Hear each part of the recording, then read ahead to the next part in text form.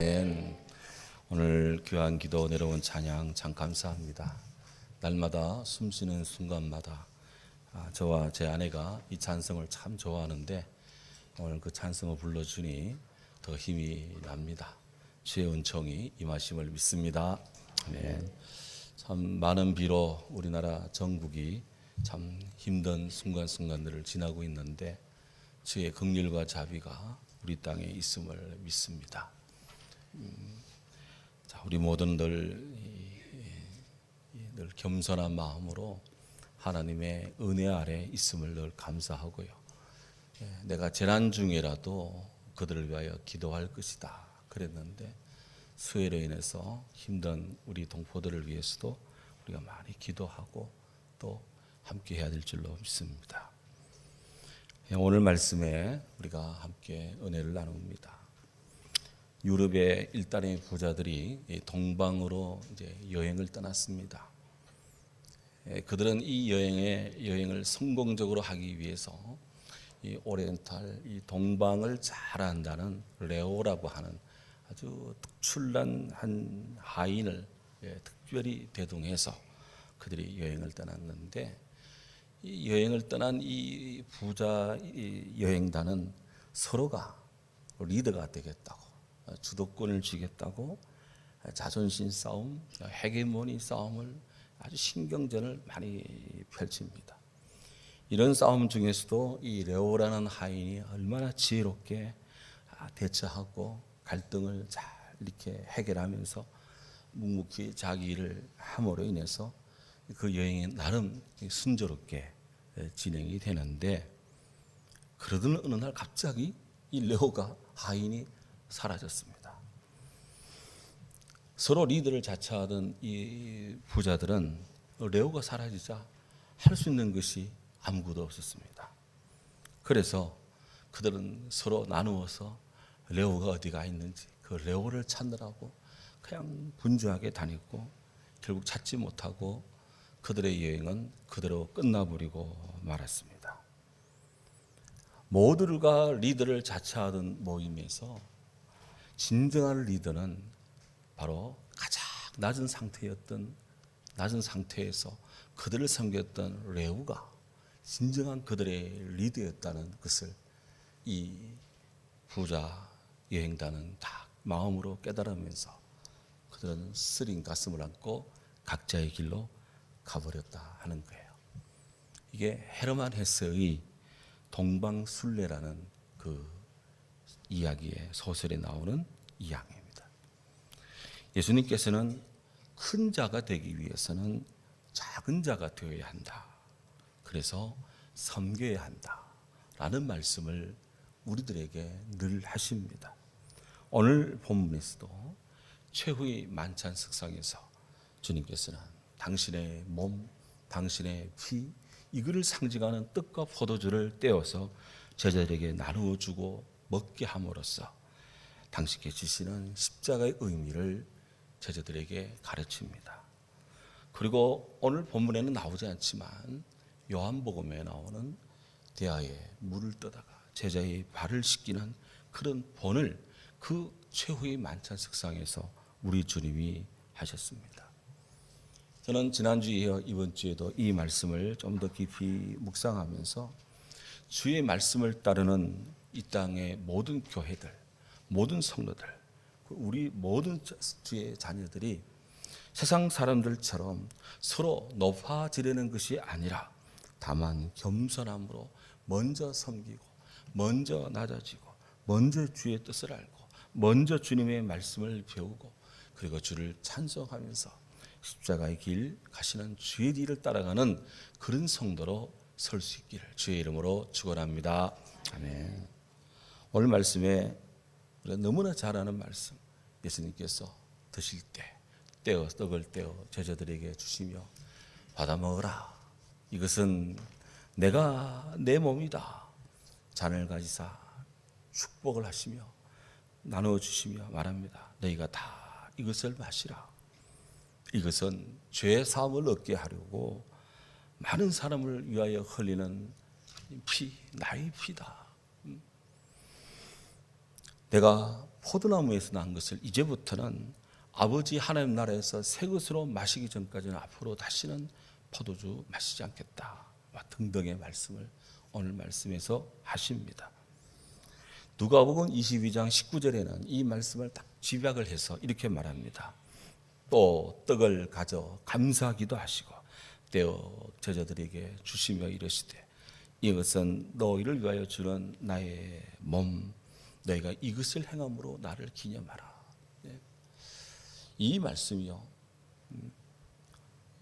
마태마가 누가 다 나오는 말씀이고 요한복음에서는 이 말씀을 받아서 진정한 몸과 진정한 피를 주시는 예수님의 섬김을 우리에게 가르칩니다. 우리 기독교에서 그리고 로마 카톨릭 교회에서 공통적으로 섬기는 행하는 두 가지 성례가 있습니다. 하나는 세례식이고 또 하나는 성찬식입니다. 예수님께서 세례 요한에게 세례를 받으셨습니다. 그리고는 니고데모에게 사람은 누구라도 다 물과 성령으로 거듭나야 된다 그렇게 말씀하시며 성령 세례 받을 것을 말씀하고 강조했습니다. 교회 법에는 세례받은 성도는 바로 이 세례를 받고 성찬을 받는 것이 교회 법에 딱 정해져 있습니다. 그렇기 때문에 우리는 한 1년에 한 4차례 정도 이 성찬식을 갔는데요. 그때마다 늘 주님의 몸, 주님의 피, 나를 위해 흘리신 주님의 십자가 보혈, 이 사랑, 이것을 우리는 늘 느끼며 살아가는 그런 크리스찬들입니다. 성찬식이 이토록 중요하기 때문에 교회 역사에서 이렇게 보면 이 성찬에 대한 의미와 해석을 둘러싸고 교회의 참 지도자들이 많은 논쟁을 펼친 것을 봅니다. 크게 보면 로마 카톨릭에서는 성찬을 행할 때 바로 예수님의 진정한 몸, 진정한 피가 된다는 화채를 그들은 믿습니다. 그에 반해서 우리 기독교는 이 예수님이 행하신 이 떡과 잔이 주의 십자가 보혈 구원의 사랑을 기념하고 또 상징한다는 그냥 기념설을 우리는 믿습니다. 화채설과 이 기념설, 거기서 거기 같지만 나름대로 신학적인 의미가 있습니다. 화채설은 눈에 보이는 우리가 성찬식 할 때 앞에 차려져 있는 떡과 잔, 눈에 보이는 이 빵과 포도주가 신부님의 축성을 받으면 예수님의 진짜 몸, 진짜 피로 바뀐다라는 신앙의 교리예요. 그렇기 때문에 그들은 그 빵과 포도주를 매우 귀하게 여깁니다. 그런데 이 화채설을 우리가 따라간다면 빵이라는 것, 포도주라는 것, 이 물질 자체를 너무나 신성시할 수 있는 그런 신비화할 우려가 많습니다. 성찬식은 예수 그리스도의 현존을 체험하는 성사인 이 성례가 빵과 또 포도주 이것을 기념하는 것으로서 우리 주님의 찢기신 몸, 흘리신 피 이것을 기념하는 것이다. 이렇게 해서 주님의 이 흘리심을 우리가 늘 상징하고 기념하는 이런 신앙의 것입니다. 이런 면에서는 우리 주님의 이 고난의 이 모든 것들을 마음으로 우리가 받는다 하지만 주님의 몸과 주님의 피에 대한 절실함이 좀 약화될 수는 있는 그런 이 입장이 있습니다. 이 거대한 이런 그 신학적인 교리적인 이런 그 차이가 있는데요. 1517년 10월 31일 우리가 다 아는 마틴 루터께서 비텐베르크에 95개조 한금문을 붙이며 종교개혁을 일으킬 때 면죄부로 인한 그런 중세 로마 교황의 부당한 처사를 지적하면서 교회가 교회다워야 된다. 교회가 성경적으로 돌아가야 된다. 교회가 말씀 안에 서야 된다. 이런 개혁운동을 일으킵니다. 이런 개혁운동이 있기 위해서 참 많은 분들의 수고와 희생이 있었습니다. 100년 전에 루터가 있기 100년 전에 체코의 얀 후스라는 분이 있었습니다. 그는 성경은 믿음의 유일한 권위의 책이다. 성경은 교황의 말보다도 더 우월하고 더 뛰어나고 완벽한 권위이시다. 이렇게 그가 강조를 했습니다. 그런 체코의 얀 후스를 로마 가톨릭은 정죄해서 1411년 교황 요한 23세가 콘스탄츠 공회의에서 그에게 화형을 언도해서 순교했죠. 자, 이렇게 해서 한 분의 목숨이 희생을 당했는데 그 체코의 얀 후스가 주장한 것 중에 바로 성만찬에 관한 주장이 있습니다. 그 당시 1200 역사적으로 보면 1215년 라테란 교회 회의에서 로마 가톨릭에서 한 가지 규율을 제거합니다. 일반 평신도들한테는 성경을 읽지 못하게 하라. 오직 성경은 신부들만 읽어야 된다. 일대 라틴어로만 읽어야 된다. 이태리어로만 말해야 된다. 일반 성도들은 성경을 못 봤어요. 그 이후로. 그리고는 일반 성도들한테는 떡만 주라. 포도주는 다시 이 피를 흘린다면 주의 십자가 피를 또 흘린단 말이냐. 막 그런 취지에서 일반 성도들한테 떡만 주도록 그런 조치를 취했습니다. 그때 한 200년 뒤 이 얀 후스가 그날이다. 성경에 예수님께서 최후의 만찬에도 떡과 잔을 다 나눠주고 기념하라 했지 않느냐. 그러니 우리의 예배 때 떡과 잔을 성찬을 동일하게 우리에게 줘야 된다. 신부님들에게 주는 특권을 폐지해야 된다. 이런 강력한 이야기를 했어요. 그래서 미움을 받아 그가 화형을 당했습니다.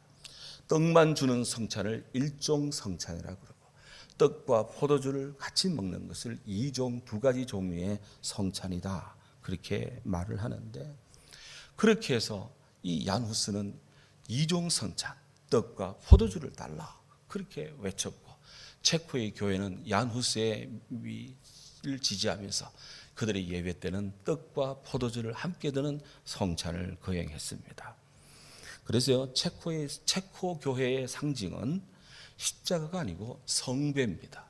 예수님의 이 성찬을 행하는 이 포도주를 담는 성배다.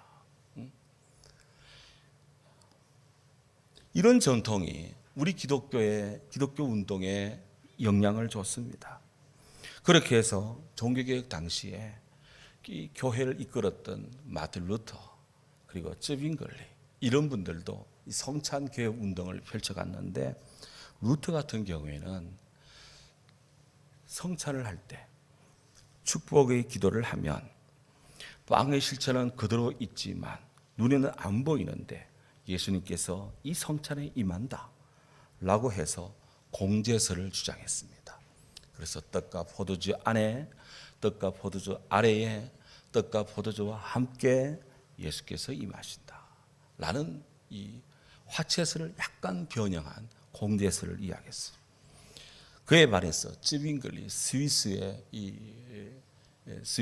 이 독일어권에서의 이 개혁 운동을 했던 이 쯔빙글리는 그게 아니고 화채설은 인간의 머리로 상상해낸 산물이다. 그것은 이 떡과 잔은 우리가 들 때 그거는 기념하는 것이다. 그렇게 해서 기념설을 막 강조를 했어요.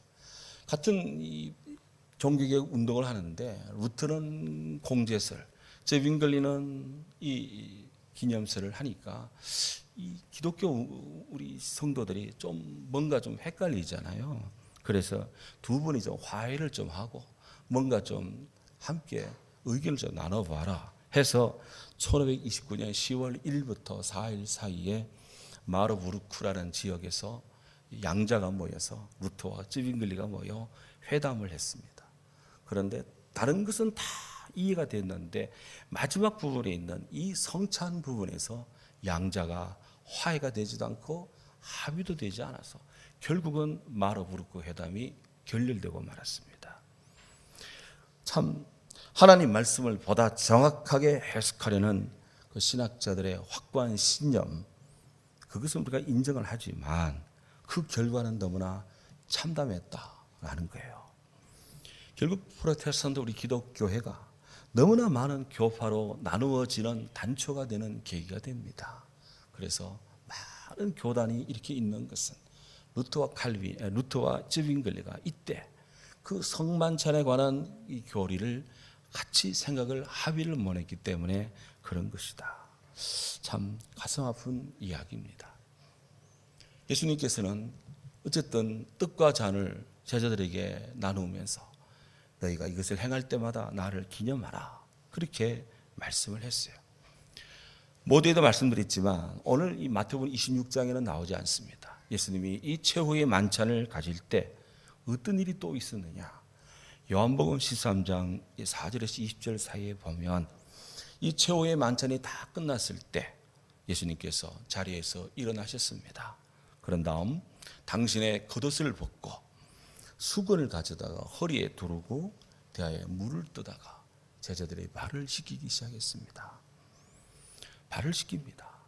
우리가 누군가의 발을 씻기려면 자세를 낮추고 상대방 앞에 무릎을 꿇어야 됩니다. 애기들 발 씻길 때 한번 생각해 보세요.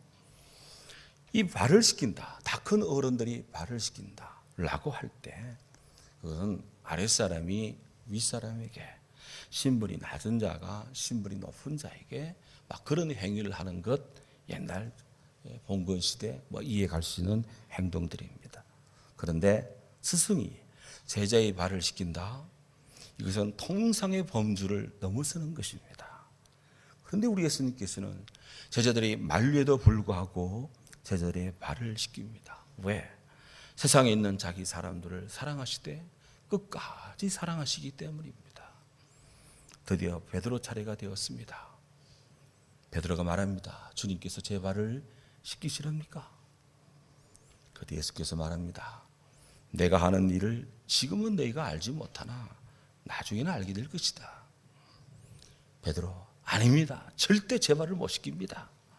그때 예수님, 내가 너를 씻기지 않으면 너와 나는 상관이 없다. 그래서 베드로가, 그러면 주님 발뿐 아니라 손도 머리까지 씻겨주시죠. 그런데 예수님, 이미 모욕한 사람은 온몸이 깨끗하다. 그러니 발밖에 더 씻을 필요가 없지 않냐? 그렇게 해서 다 씻겼습니다. 모든 사람이 다 그런 건 아니지만 너는 발만 씻으면 된다 하고 발을 씻겨주었습니다. 흥미로운 것은 마태마가 누가 이 공감복음서에는 최후의 만찬을 할 때 우리 주님의 성찬 예식에다가 굉장한 포커스를 두고 말씀을 읽는데, 요한복음에는 주님이 떡을 떼고 나누어주고 하는 얘기는 별로 없어요. 대신에 바로 이 최후의 만찬 자리에서 우리 주님이 제자의 발을 씻기시는 장면을 아주 자세하게 이렇게 수록해 두고 있습니다. 아마도 마태마가 누가는 우리 주님의 떡을 떼고 잔을 나눠주는 성만찬 자체를 중시했는가 하면, 요한복음은 그 만찬이 있고 난 다음 제자의 발을 씻기신 주님의 사랑의 섬김, 그 섬김을 중요시 여긴 것이 아니냐 하는 거예요. 우리는 어떻게 될까? 우리는 마태마가 누가 요한을 다 가지고 있는 신약의 성도들입니다. 그런 우리는 주님의 말씀대로 떡을 떼고 또 잔을 나누는 주님의 이 십자가 사랑을 우리가 기념하며 동시에 주님께서 발을 씻기신 그 섬김을 오늘 우리는 우리 믿음과 소망과 사랑의 신앙생활 속에 실천해야 될 줄로 믿습니다. 이 양자가 우리에게는 다 행해져야 된다 하는 거예요. 이런 일들을 다 하신 다음 오늘 성경 30절에 보면 이에 그들이 찬미하고 감난산으로 나아가니라 이렇게 되어 있어요. 6월절 만찬은 찬송을 부름으로 끝이 납니다. 이 찬미는 6월절 마지막 부분에 부르는 찬송, 히브리어로는 할렐이라고 하는데요. 마지막 할렐 부분의 찬송, 무슨 찬송을 불렀는지는 모르지만 그들이 주님의 이 말씀 그리고 제자의 발을 씻기는 이 섬김의 삶 다 마친 다음 그들이 찬송을 하면서 이제 감단산으로 이동을 했다는 거예요.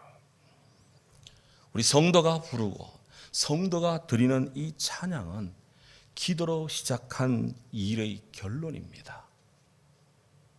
새벽기도 마치고 났을 때 어떤 마음으로 돌아가는 게 좋을까? 새벽기도 마치고 나면 찬송하며 가는 것이 좋아요. 좋아요. 우리가 예배 마치고 예배를 드렸습니다. 교회에서 모든 예배를 식사도 하고 또 오후 예배도 하고 어쨌든 간에 모든 예배를 마쳤다. 그리고 집으로 돌아간다 할 때 걸어가든 차를 타고 가든 찬송을 하며 가는 것이 중요하다. 그만큼 찬송은 의미가 있고 굉장히 귀한 영혼의 또 영성의 일입니다. 에드워드 영이라고 하는 영국의 시인이고 구약학자는 이런 말씀을 했습니다. 찬양은 기도보다 더 거룩하다. 기도는 하늘로 가는 길을 우리에게 보여준다면 찬양은 이미 그곳에 가 있다 그랬습니다. 요한에슬레 성도는 찬송을 통해서 그리스도의 생애를 반영하고 반사한다. 오늘 우리가 시작할 때 찬송 만입이 내게 있으면 이 23장을 불렀는데 이 23장을 작사한 찰스 웨슬리 그는 만 개의 입이 내게 있으면 그 입 다 가지고 늘 내 구주를 찬송하겠습니다. 그렇게 찬양을 했답니다. 사랑하는 여러분, 찬양은 믿는 자의 가슴에 파놓은 고랑이다. 이를 통해서 하나님의 영광의 물줄기가 우리 심령의 영혼의 골짜기에 이 도고에 찬양의 은혜의 빛이 쫙 흘러가는 것입니다. 성경을 깊이 보면 곳곳에 하나님을 찬양하고 찬송하는 찬미가 보석처럼 박혀 있는 것을 봅니다. 출애굽 그 엄청난 일이 일어났을 때 출애굽기 15장에 보면 하나님은 처음으로 그들이 홍해 도하에 성공했을 때 그때 모세의 웅대한 찬송이 드려집니다. 뒤이어서 모세의 누이 미리암의 화답송이 하나님 앞에 올려집니다.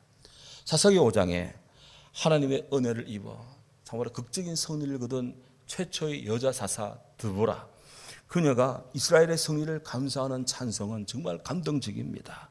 여호와여, 주의 원수들은 다 이와 같이 망하게 하시고 주를 사랑하는 자들은 해가 힘있게 돋음같이 그렇게 되게 하옵소서. 이 찬양을 불렀어요. 사무엘상 2장에 마음이 슬펐던 한나, 참으로 그녀는 하나님의 은혜 아래 사무엘이라는 귀한 아들을 얻습니다. 그리고 감격적인 찬송을 사무엘상 2장에 하나님 앞에 드립니다. 역대상 16장에 다윗이 하나님의 법궤를 드디어 예루살렘으로 옮깁니다.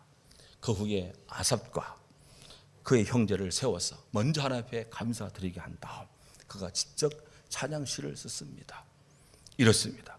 너희는 여호와께 감사하며 그의 이름을 불러 아뢰며 아멘. 그의 행하신 이름을 만민 중에 알지어다. 그에게 노래하며 그를 찬양하며 그의 모든 기사를 전할지어다. 그의 성호를 자랑하라. 그의 여호와를 구하는 자들의 마음은 즐거울지어다. 아멘. 우리가 좀 아파도 하나님을 구할 때는 마음이 즐거워라. 저에게 하는 말씀 같더라고요. 여호와 그의 능력을 구할지어다. 항상 그의 얼굴을 찾을지어다. 그의 종 이스라엘 후손 곧 택하신 야곱의 자손 너희는 그의 행하신 기적 기사와 그 이적과 그의 입의 법도를 잊지 말지어다. 기억하라. 그랬어요. 귀합니다. 법궤를 딱 갖다 놓은 다음에 다윗이 이렇게 하나님 앞에 영혼을 쏟는 기도의 찬양을 올린 거예요. 이 찬양은 신약에도 가득합니다. 우리 예수님 이 땅에 태어나실 때 예수님을 잉태한 동정녀 마리아의 그 아름다운 찬송, 그것은 크리스마스 캐롤로도 아름답게 불려지는 찬송입니다. 메시아를 수태한 마리아를 축복하는 엘리사벳, 세례요한의 어머니 엘리사벳의 찬송도 정말 귀합니다. 성령 충만을 입은 사가랴, 그 사가랴가 입은 다물어져서 말을 못하지만 하나님을 막 찬양합니다. 사도 요한, 그런 비전 속에 하나님 나라의 어마어마한 그런 놀라운 영감과 구원을 보면서 하늘의 찬송을 전합니다. 우리가 수예배 때 요한계시록을 계속 묵상해 왔는데 그게 하나님의 보좌 지근거리에서 내 생물이 하나님을 찬양하고요, 하나님 보좌 주위에 24 장로들이 하나님을 찬양합니다.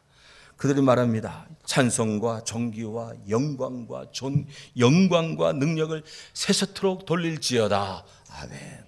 하늘에 있는 영적인 존재들이 하나님을 향하여 하는 일이 뭐냐? 찬양하고 찬송하고 찬미를 주께 드리는 것이다 라는 거예요. 이렇게 우리 성도들이 하나님의 귀한 은혜를 받고 나서 해야 될 일이 뭔가? 바로 찬양하는 겁니다. 오늘 성경에도 예수님과 함께한 제자들이 찬미하며 감난산으로 나아갔다 그랬습니다. 예수님과 제자들에게 있어 그 감난산은 묵상과 기도하는 자리였고요. 또 그 감난산은 시련과 고통의 장소입니다. 거기서 우리 주님이 체포를 당하시거든요. 그 고난이 그리고 영광이 교차되는 장소입니다. 제자들은 주님과 함께 그들은 찬양을 하면서 이 형극의 장소로 나아갑니다. 성경은 우리에게 말합니다. 찬송하는 자는 기도할 것이고 기도하는 자는 주님의 뜻에 순종하고 십자가를 지는 이 삶을 다해야 될 것이다. 너희 중에 고난당하는 자 있느냐? 그는 기도할 것이고 너희 중에 즐거워하는 자 있느냐? 그는 찬송할지니라. 우리는 주님의 떡과 잔을 들 때마다 늘 주님의 흘리신 주의 살과 주의 피의 그 진순한 사랑을 우리는 알아야 돼요. 마음으로 늘 감사해야 되며 동시에 주님이 그 성찬을 행한 다음 제자의 발을 씻기셨던 것처럼 우리가 섬김을 다해야 될 것입니다. 더불어서 모든 예배가 종료됐을 때는 제자들처럼 찬송하며 감난산으로 나아가는 것처럼 우리도 찬송하며 각자의 집으로 삶의 현장으로 돌아가서 찬송하며 일하고 찬송하며 사랑하고 찬송하며 증거하는 이런 능력 있는 크리스찬 되기를 주의 이름으로 축원합니다. 아멘. 하나님 감사합니다.